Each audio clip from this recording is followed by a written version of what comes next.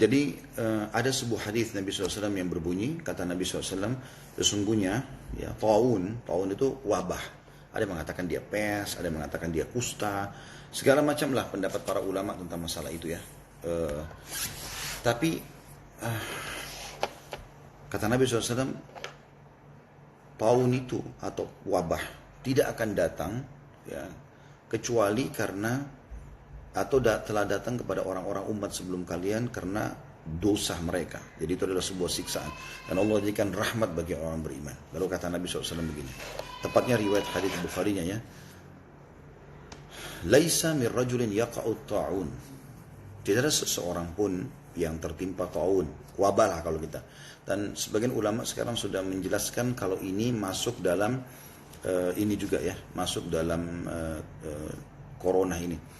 Fayamkuthu fi baitihi sabiran. Kemudian dia tinggal di rumahnya dalam kondisi dia bersabar. Muhtasiban. Mengharapkan pahala dari Allah SWT. Ya'lamu annahu la yusibuhu illa ma kataballahu lah. Dan dia tahu dia tidak akan tertimpa ini kecuali sesuai dengan apa yang Allah catatkan baginya. Illa kana lahu mithla ajri syahid.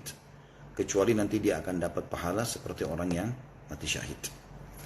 Ada perkataan yang menarik dari disampaikan oleh Ibnu Hajar rahimahullah. Ibnu Hajar ini menyampaikan teman-teman sekalian dalam kitab Fathul Bari.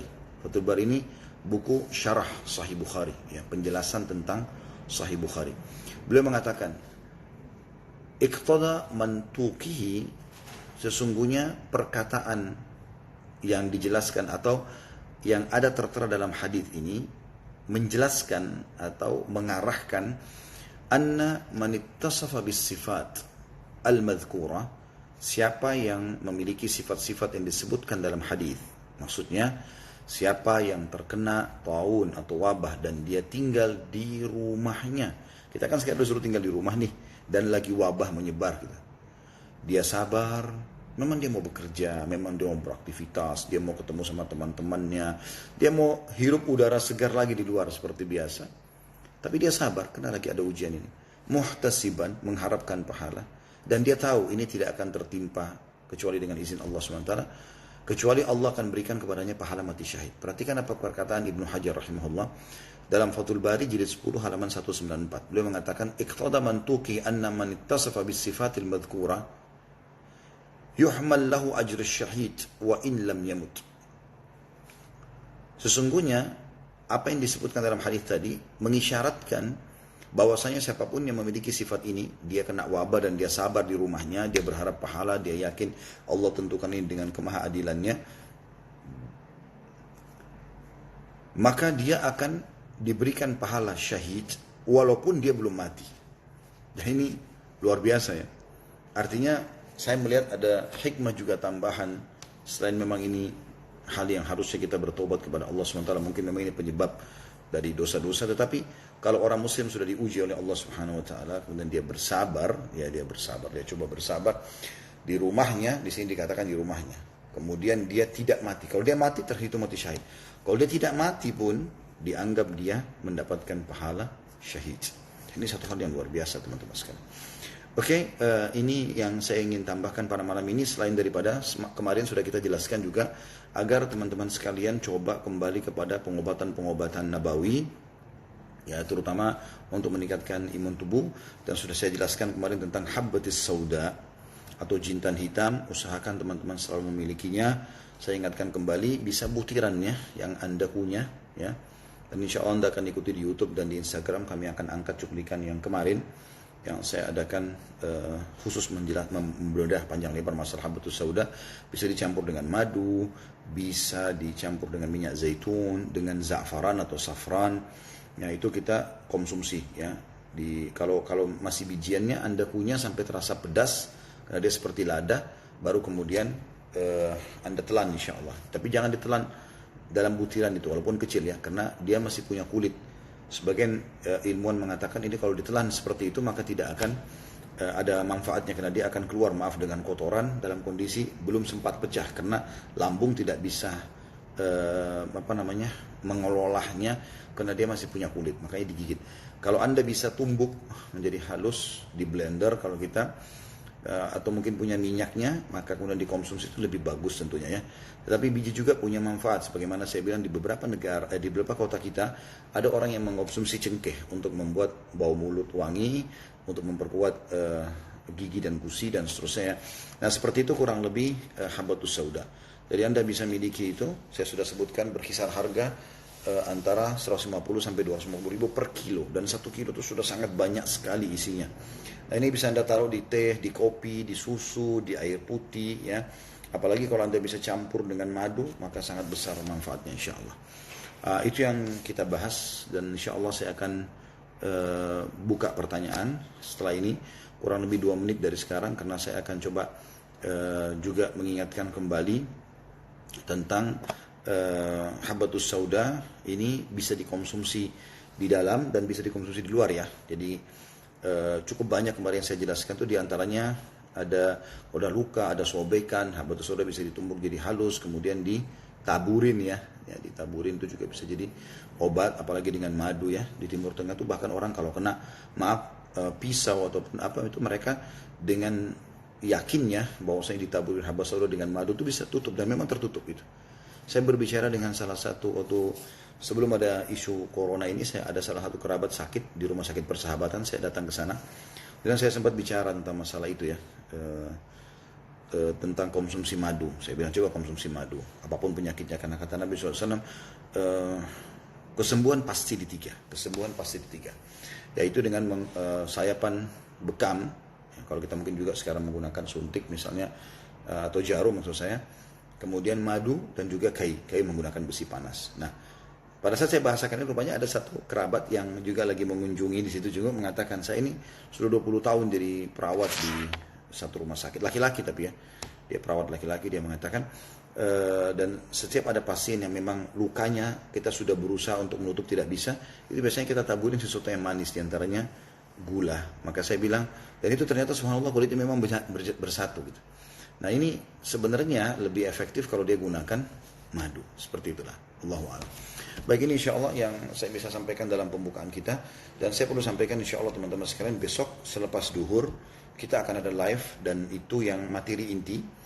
Sebagaimana kemarin pada saat hari Jumat saya membahas panjang lebar tentang pengobatan solusi dalam Islam atau corona ini, bagaimana solusinya, tentu dengan zikir, doa, sedekah, dengan taubat, sholat dan seterusnya. Kemudian juga kita sudah jelaskan masalah isolasi atau lockdown kalau kita sekarang ya. Dan juga sudah saya bahas tentang masalah habatus sauda. Dan kita akan bahas besok. Saya akan lihat tema yang paling tepat, apakah itu madu atau kurma, yang akan kita bahas insya Allah, yang juga akan sangat bermanfaat bagi meningkatkan imun tubuh kita. Baik, saya akan coba baca pertanyaan di sini insya Allah.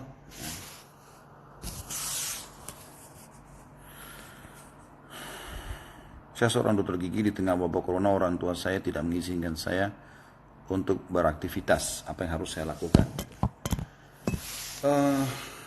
Tentu bakti kepada orang tua adalah kewajiban saudaraku, dan usahakan Anda coba bisa. Semua ikhwah dan akhwat kita, siapapun yang mengikuti acara kita ini, kalau Anda merasa dilarang oleh orang tua, misal ya, dilarang oleh orang tua untuk melakukan aktivitas apapun itu sifatnya, maka jangan khawatir ya.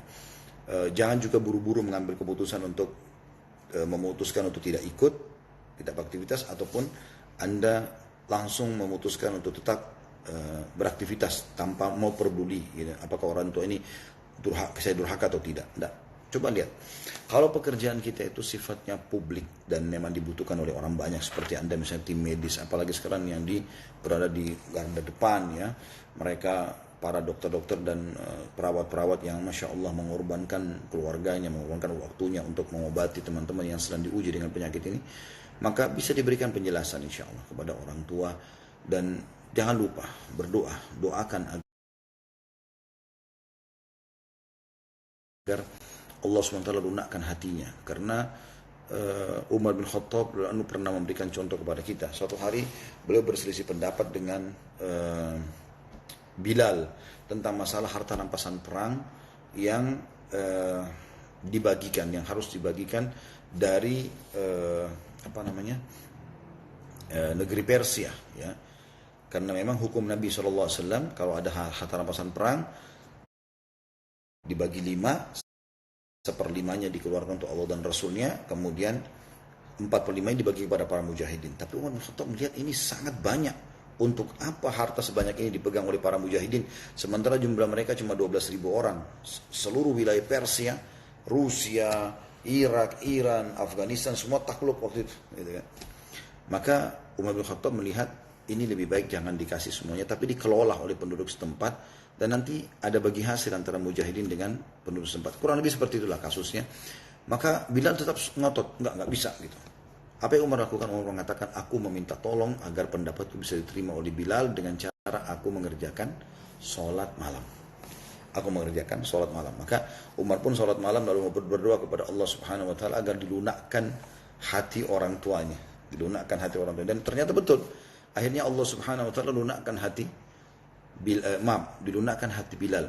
Maka ternyata betul Allah lunakkan hati Bilal. Keesokan paginya kata Umar, langsung Bilal datang dan mengatakan, wahai Amirul Mukminin, aku setuju dengan pendapat Anda dan silakan Anda meletakkan ghanimah itu kepada siapapun. Jadi yang pertama, doakan agar Allah lunakkan hati orang tua kita. Jangan bantah karena Allah mengatakan wala taqul lahum uff. Jangan pernah mengatakan uff kepada orang tua itu. Kemudian wala tanharhuma, jangan hardik mereka. Wa qul lahum qawlan karima, dan ucapkan kepada mereka perkataan yang santun dan baik. Itu yang Anda harus lakukan. Itu Anda harus lakukan. Jadi usahakan tetap mengambil hati-hati mereka gitu kan. Menjelaskan mungkin karena kekhawatiran orang tua nanti Anda kena dan segala macam. Jelaskan kalau ini takdir Allah SWT dan saya punya tugas penting. Saya harus membantu orang banyak. Mungkin dengan saya bantu orang justru saya akan selamat. Apalagi memang teman-teman sekalian, mati itu ya, yang kalau kita bicara fair ya, apa adanya. Apa yang paling orang khawatirkan sekarang dari kasus corona, puncaknya adalah takut mati. Puncaknya takut mati. Sementara kita sebagai seorang muslim ini, kalau Anda dengar kata-kata mati, semestinya ya senyum. Kita senyum. Kenapa kita senyum? Kok usah bilang suruh senyum? Ya, karena mati itu adalah sebuah pintu untuk menuju kepada kehidupan abadi. Kita ini teman-teman diciptakan oleh Allah SWT untuk jadi ahli surga. Nabi Adam AS diciptakan dari tanah surga. Dan beliau diletakkan di surga sama ibu kita Hawa. Dan Allah turunkan sebagai khalifah di muka bumi. Dengan anak keturunannya kita semua, lalu kita akan kembali ke surga. Hanya saja Allah SWT berikan peraturan-peraturan dalam perjalanan kita itu. Yang patuh mereka kembali ke surga, yang tidak patuh mereka akan masuk ke neraka. Gitu kan? Nah, surga ini tempat kita, bukan dunia. Dunia ini tempat kita berlalu saja, kita akan mati.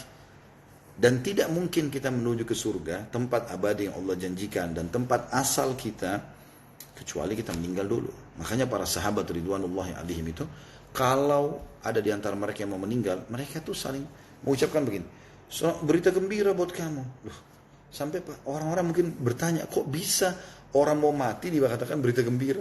Dari mana ini? Gitu. Kok bisa berita gembira? Maka dijelaskan setelah itu mereka mengatakan, ya karena sebentar lagi kamu akan bertemu dengan Rasulullah SAW, sebentar lagi kamu akan ketemu dengan para sahabat yang lain, sebentar lagi kamu pun akan bertemu dengan Allah dan melihat surgamu. Ya, karena mereka tahu dengan mati mereka akan menuju ke sana. Seperti itulah ya. Jadi jelaskan ini kepada orang tua, tanamkan juga ke dalam diri kita. Dan yakinlah teman-teman sekalian, kita tidak akan pernah mati kecuali ajal sudah datang. Tidak mungkin. Bukan cuma itu, lebih kecil daripada kematian. Karena orang kan semua takut kena wabah corona, karena takut mati. Padahal mati itu bisa datang setiap saat walaupun tidak ada corona.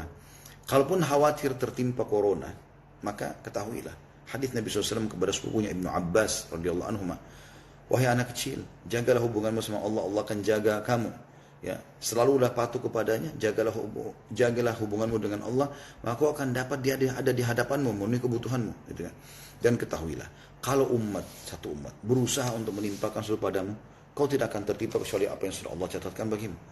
Dan kalaupun mereka akan memberikan manfaat kepadamu, tidak akan sampai kecuali yang sudah Allah catatkan. Jadi tidak mungkin. Kalau Anda memang tercatatkan akan kena corona dari sebelum kita diciptakan, maka akan kena. Tapi kalau tidak. Tapi tetap saja kita sebagai seorang muslim disuruh ikhtiar. Ya, kita disuruh ikhtiar. Allahu a'lam. Ini dari saya insyaAllah. Kemudian selanjutnya pertanyaannya,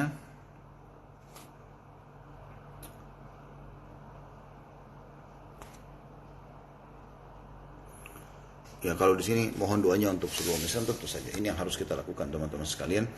Karena kata Nabi SAW, man lam yahtam bi umur muslim falaysa minhum. Siapa yang tidak peduli dengan perkara umat Islam maka bukan dari mereka. Jadi kita harus peduli. Kita harus peduli tentunya ya. Kita harus peduli terhadap